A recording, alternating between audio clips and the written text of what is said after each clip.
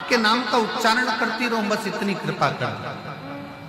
शिवजी ने कहा कि तुम मेरे नाम का उच्चारण नहीं, तुम मेरे लिए ही अपने प्राणों को त्याग दो।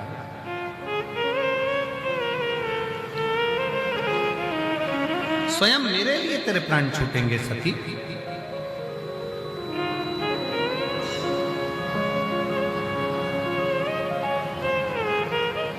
सती को मालूम नहीं था कि ये क्या लीला होने वाली है, क्या होने वाला है।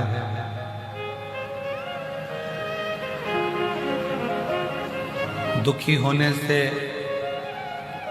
दुख कम हो जाता है क्या? जम के बोलो जरा। अगर दुख आ गया, तकलीफ आ गई और दुख तुम्हारे पास में आ गया तो तुम दुखी रहोगे, मुंह उदास कर कर रहोगे, बड़े दुख में दिखोगे, तो क्या सुखी हो जाओगे? जम के बोलिए नहीं। मलेरिया हो गया, कैसे होता है? मलेरिया कैसे होता है? मच्छर के काटने से। जम के बोलो तो तुम्हें मालूम है, तो भी नहीं बोलते। मलेरिया कैसे होता है? मच्छर के काटने से। अब मलेरिया हो गया तो डॉक्टर के पास जाओगे कि मच्छर के पास जाओगे? जम के बोलो जरा। डॉक्टर के पास, ठीक है।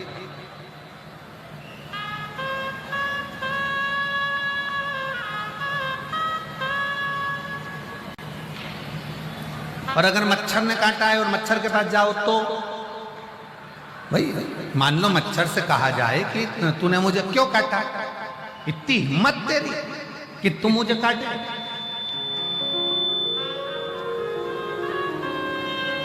पर नहीं, मलेरिया हुआ, मच्छर ने काटा तो हम डॉक्टर के पास गए, हम मच्छर के पास या मच्छर के रिश्तेदारों के पास नहीं गए।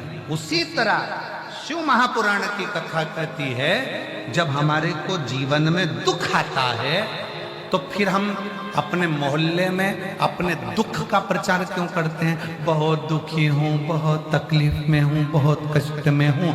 मलेरिया हुआ तो डॉक्टर के पास गए हो, मच्छर काटा तो डॉक्टर के पास गए हो, तो दुख आने पर सबके पास क्यों जाएं? अगर दुख आने पर वो डॉक्टर के पास जाओ जो शंकर है।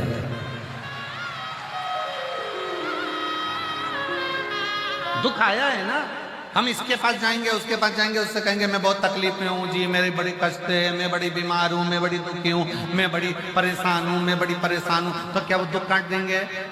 मलेरिया हुआ तो मच्छर के पास जाओगे तो मच्छर तुम्हारे को दवाई दे देगा क्या? नहीं। पड़ोसन तुम्हारा दुख काट देगी क्या? जम के बोलो जरा। नहीं। रिश्तेदार दुख काटेंगे? नहीं।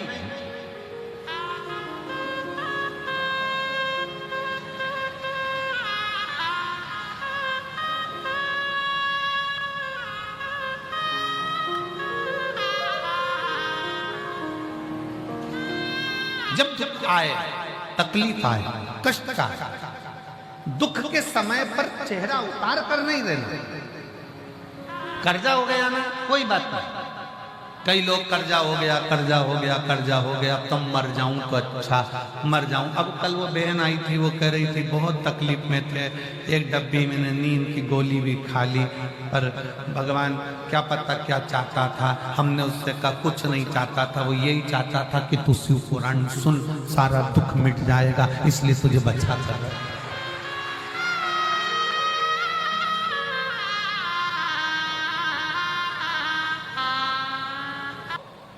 आप उसको समर्पित तो हो। पत्र हैं थोड़े से, देखिए कितने सुंदर पत्र आए, जरा देखिए स्मरण।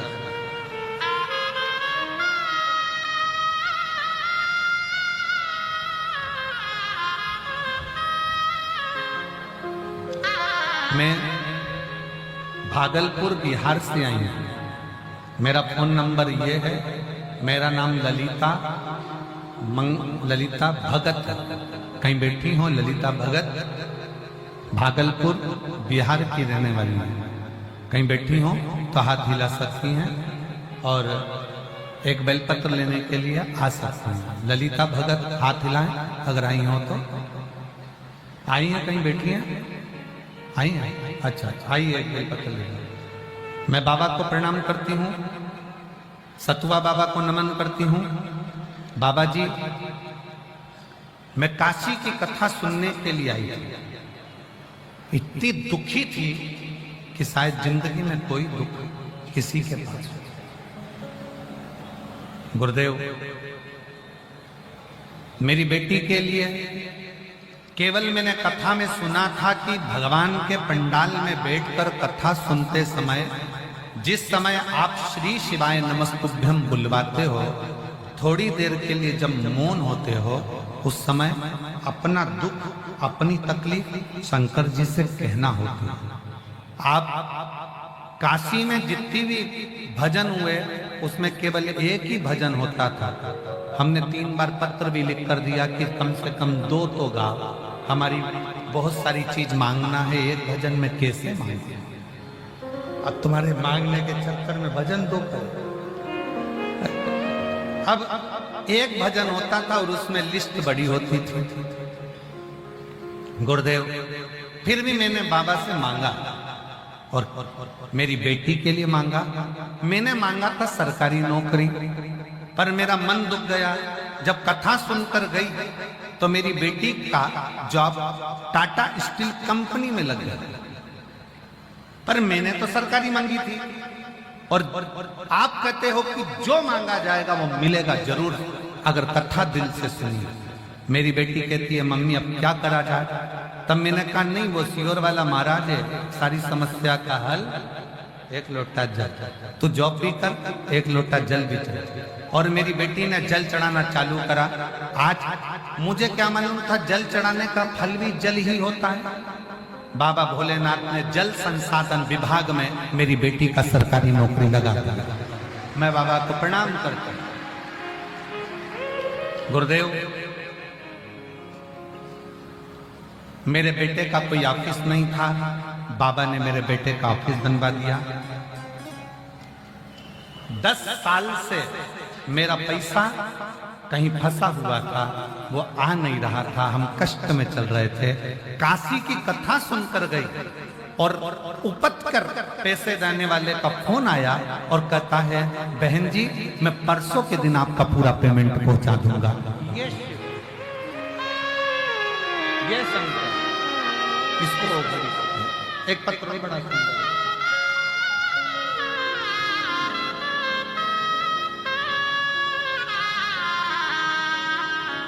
मेरा नाम शांति देवी है, मेरे पति का नाम जयप्रकाश दुबे है। मैं ग्राम इच्छा चौबेपुर जिला बलिया से हूँ। कहीं बैठी हूँ तो हाथ हिला सकती हूँ। जिला बलिया, इच्छा, ग्राम इच्छा चौबेपुर जिला बलिया, जयप्रकाश दुबे पति का नाम है, और शांति देवी। कहीं बैठी हूँ, हाथ हिला सकती हूँ। और आई हूँ तो एक बेलपत्र लेने के लिए आ सकती हूँ। गुरुदेव, 2022 से आपकी कथा सुन रही हूं। मेरे बेटे का नाम राहुल दुबे है, जो कई साल से सरकारी नौकरी के लिए तैयारी कर रहा है, पर उसका सिलेक्शन नहीं हुआ। तब मैंने अपने बेटे से कहा कि चल, बनारस में कथा चल रही है और मैंने सुना है कि पंडाल में बैठकर जो मांगा जाता है वो मिलता है। बेटा कहने लगा, मम्मी ऐसा होता है क्या कि कथा के पंडाल में बैठकर जो मांगोगे वो मिलेगा? हाँ, वो सियोर वाला महाराज कहता है कि मेहनत को 4 गुना करना पड़ेगा, रात दिन एक करना पड़ेगा, और आखिरी में बेलपत्री और शहद का प्रयोग कर किसी पंडाल में बैठकर जो मांगोगे वो मिलेगा। मेरा बेटा मेरे साथ बनारस की कथा में जो सतुआ बाबा कराए, उस कथा में पहुंच गया और बाबा से विनय करी। हम 1 दिन की कथा बाबा से बोलकर गए थे, पर हमने पूरी 7 दिन की कथा का लाभ लिया और आज मेरे बेटे का BSF में सिलेक्शन हो गया। मैं बाबा को प्रणाम करने के लिए आई।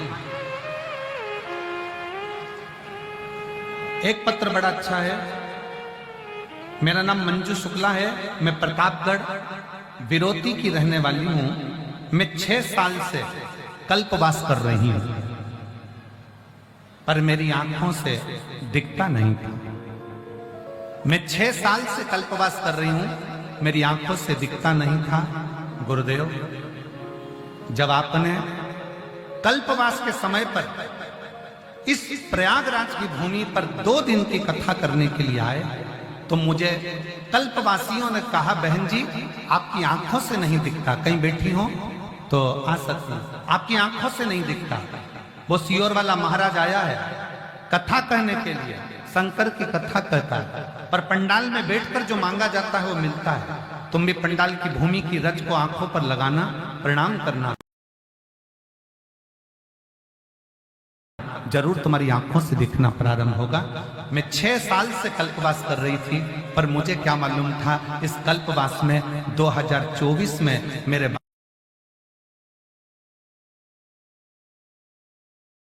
बाबा ऐसी कृपा कर देंगे और इसी भूमि पर कथा सुनते सुनते 2 दिन की कथा बरसते पानी में, खूब पानी बरसा, उसमें मैंने श्रवण करी।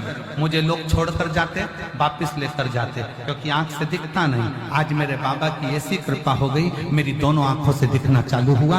मैं बाबा को प्रणाम करने के लिए आई हूँ, शिव को नमन करने के लिए आई हूँ। जहां बैठी हूँ वो आ सकती है। और हम तो बाबा के भरोसे चलते हैं, हम तो बाबा के भरोसे चलते हैं। ये दुनिया वाले चलते हैं, ये दुनिया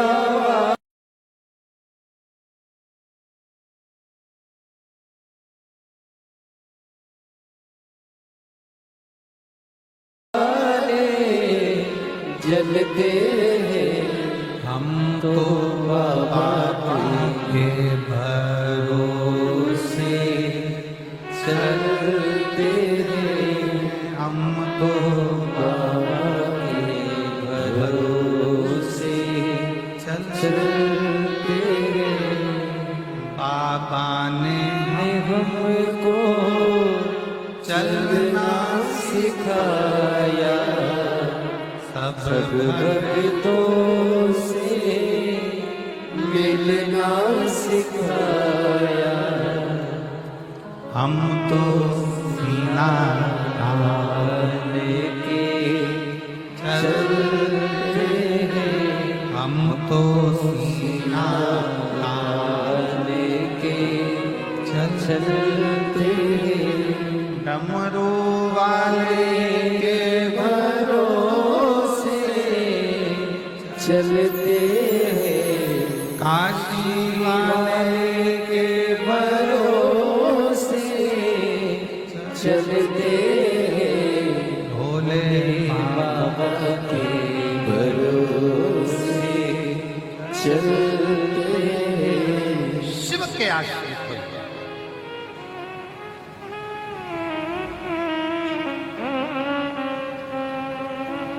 आप लाखों की संख्या में आते हो, पंडाल सारे भरे पड़े हुए हैं, लोग पीछे खड़े हुए हैं, धूप में बैठे हुए हैं, पर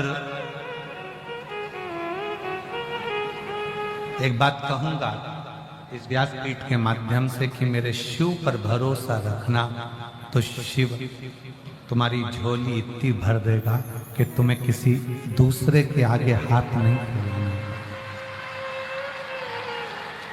शंकर भगवान के मंदिर जाना प्रारंभ करो, एक लोटा जल चढ़ाना प्रारंभ करो और शिव नाम लेना।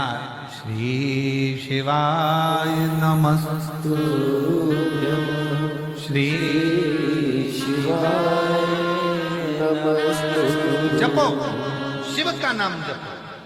मलेरिया हुआ तो मच्छर के पास नहीं गए हो, मलेरिया हुआ तो डॉक्टर के पास गए। दुख आया, तकलीफ आई, कष्ट आया, बीमारी आई, तकलीफें आए, जाओ। बीमारी आई है ना तो डॉक्टर के पास जाना, विनय करना, कहना साहब ये बीमारी है, क्योंकि हम डॉक्टर को भी शिव का एक रूप मानते हैं। हम डॉक्टर को भी शिव का एक रूप मानते हैं। जाओ उसके पास में निवेदन करो। पर उसके साथ में एक डॉक्टर और है, वो महामृत्युंजय मेरा शंकर, मेरा त्रिकाल।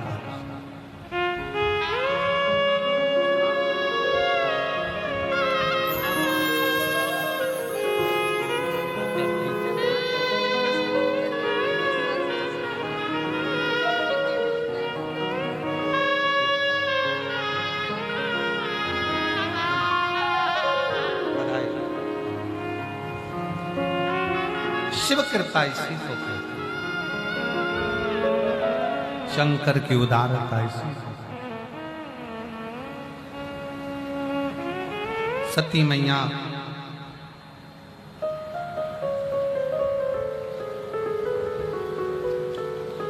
शिव के लिए अपने प्राणों को त्याग देते। क्यों? क्योंकि शंकर भगवान का कोई स्थान उसके माता सती के पिता के घर में नहीं था।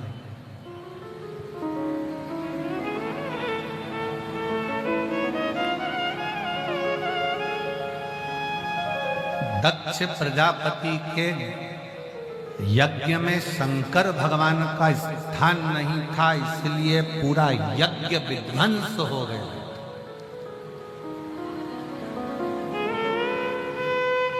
मेरी जीजियों, मेरे जीजाओं, मेरी बेटियों, बेटाओं, मेरी माताओं, मेरे भाई, आपके घर में अगर शंकर का शिवलिंग है, पत्थर का हो, पाषाण का, लकड़ी का हो, कांच का हो, स्फटिक का हो, जो भी हो, तुम्हारे यहाँ सोने का, चांदी का, पीतल का, तांबे का, जो भी शिवलिंग, अगर वो शिवलिंग तुम्हारे घर में है तो ये मानकर चलना कि तुम्हारे यहाँ कोई बड़ी से बड़ी भी बीमारी आ रही होगी तो पहले वो दूर हटेगी, नजदीक नहीं।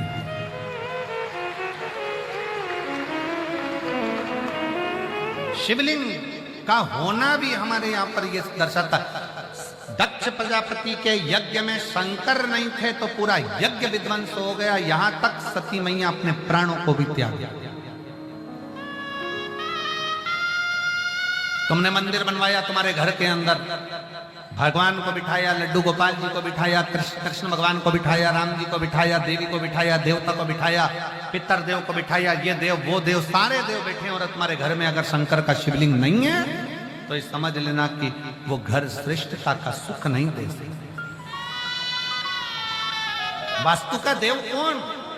देव अधिदेव महादेव।